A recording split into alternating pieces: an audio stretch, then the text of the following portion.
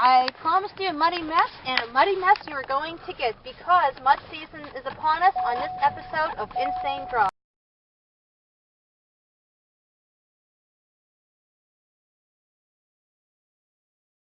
You will not find this road on Google Maps, for it doesn't exist. It's a farm road used for tractors and for insane drivers like us. We gotta take it slow because it's really bumpy. And this car needs aligned badly. Well, a little bit of wetness. So we're just gonna coast through that. I don't want to lose my camera again. As you can see, we're not in our right minds. Because nobody in their right mind drives on a farm road. It's kind of funny when you think about it. Because people try to avoid roads like these while we seek them out.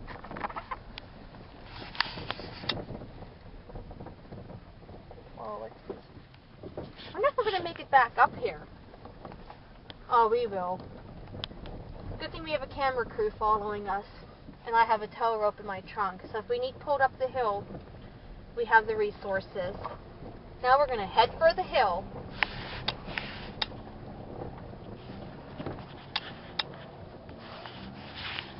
Okay, viewers out there, I can't make it up. What gear do I put it into? Do I keep spinning the tires, or do I put it in reverse?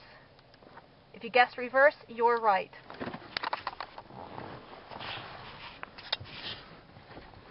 So I'm just going to coast down the hill. Better not go into the bottom field or else I'm sinking. Okay. Now we're going to try again. Ready, set, go!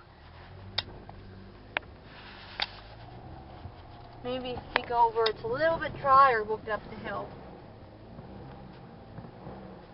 Okay, have the gas pedal to the floor, but that's not doing any good. That's what you do not do. I wonder if I should disengage the traction control. Oh, let's see if we can do it then. Okay, traction control is disengaged. Look here on the dash, TC, it means it's not on. Let's see if we can make it without the traction control. And here we go again for the third time. Third time's a charm, I hope.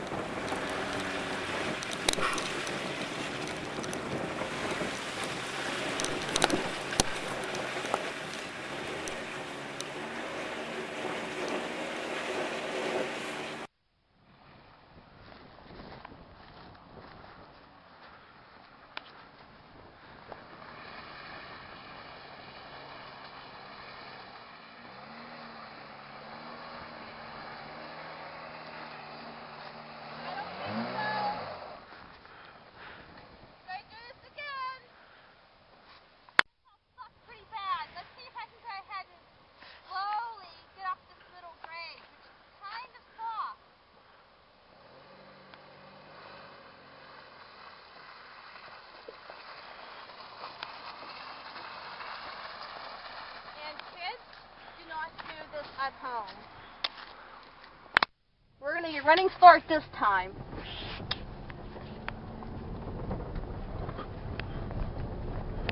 We're picking up speed. We're going to make it up this hill this century. Oh, almost. Almost. Okay, let's see what we can do. Let's back into this field so we don't have to go all the way back down again.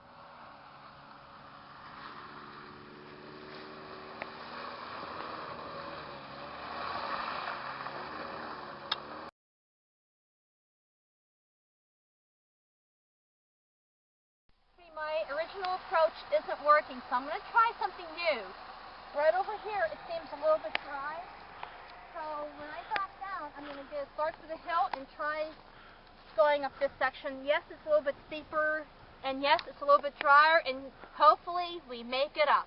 But doing this just makes me hungry for more.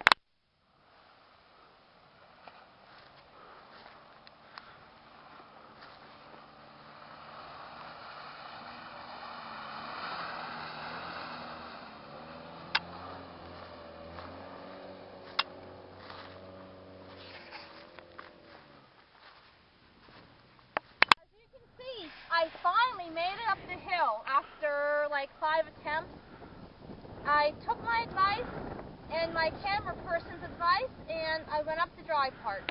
Even though it was a little bit steeper, I thought, am I going to make it? Am I going to make it? I kept holding my breath.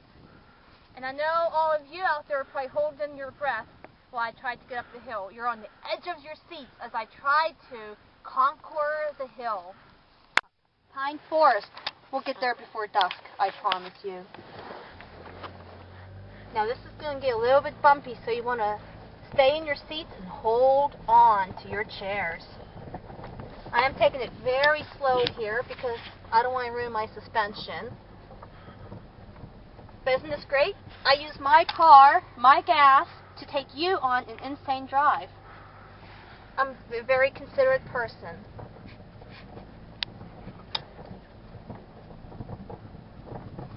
Okay, we're going to head up to Pine Forest. In the 1950s, a utility company planted those trees for the use of poles. As you can tell, they look like the familiar telephone poles you see along the side of the roads. Right there we got a path.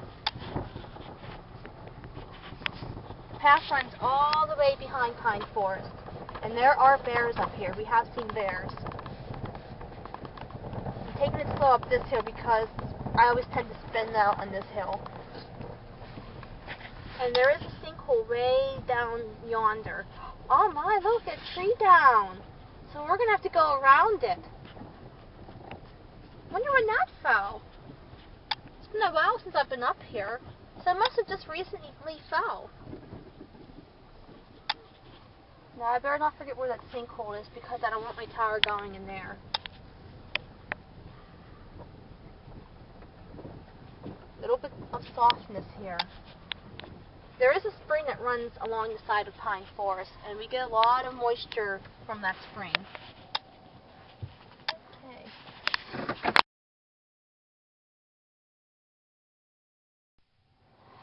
Right now we're going to take a break, and I am going to take you inside Pine Forest. This is the entrance to Pine Forest, so I'm going to go ahead and take you guys inside, so come on in.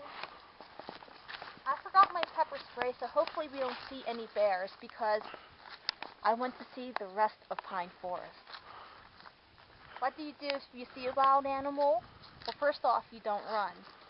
What you do is you may move away ever so slowly and try to get away. And if you ever see bear cubs, do not touch them because the mom's going to be nearby. That's if someone came up and touched my kids, I'm going to be nearby and it's not going to be a pretty sight. Some of the trails that go up here.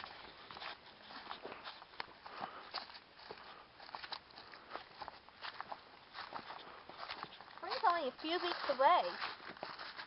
So I'm excited about that, are you? At least the snow melted, so we're able to hike up here. We got a lot of trees down up here. We had that heavy wind on Monday. And plus with all the snow and ice we had.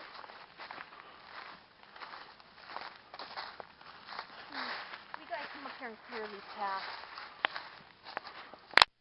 Walking these trails is good cardio. So if you want to lose weight and get a workout, this is the place to do it.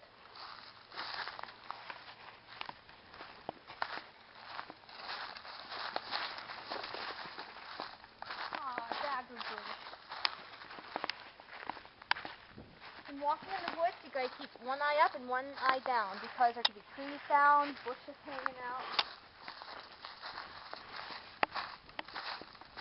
Hello, can you go? Limbo! Woohoo! I have these mud guards. Try to keep them off some. Not that they're doing any good on a trip like this, but hey, every little bit helps. And are hiking in Pine Forest, and now we're going to head back down the hill.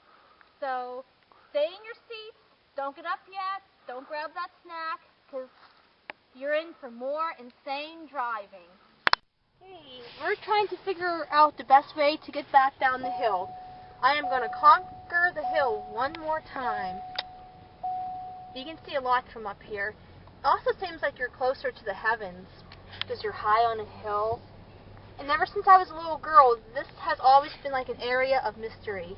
I always thought, oh, a UFO would land up here, or Pine Forest would be haunted. You'd see a ghost up here. All kinds of folklore and myths.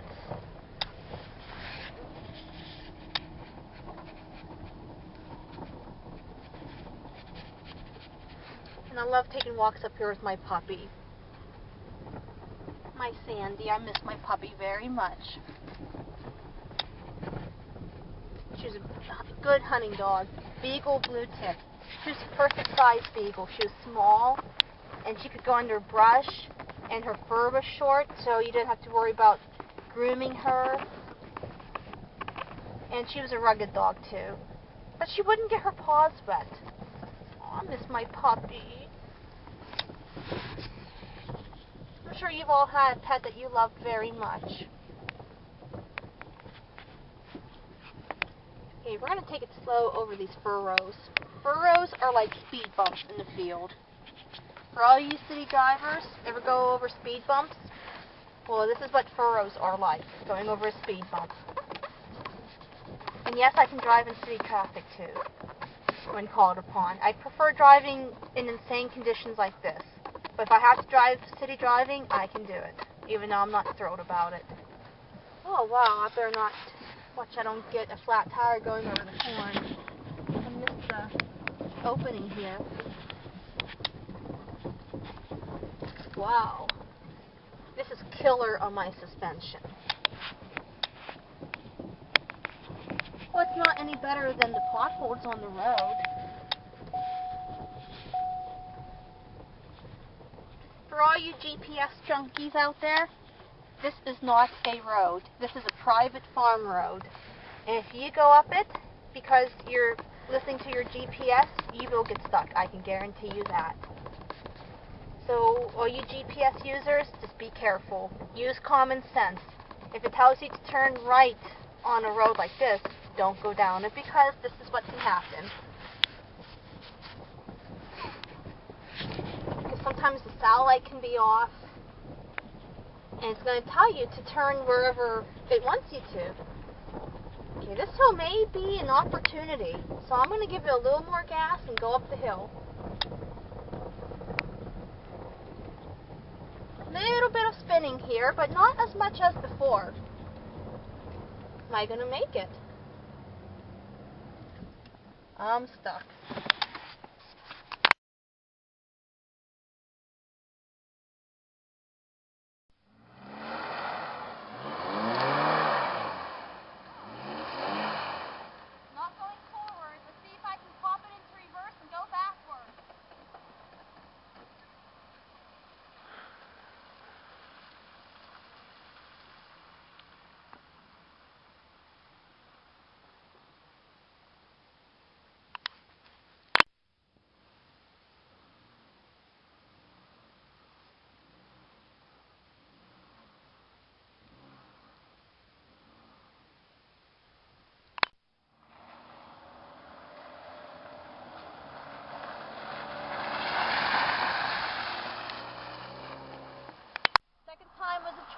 I did it, backed up a little bit, got a running start for the hill, and made it right up.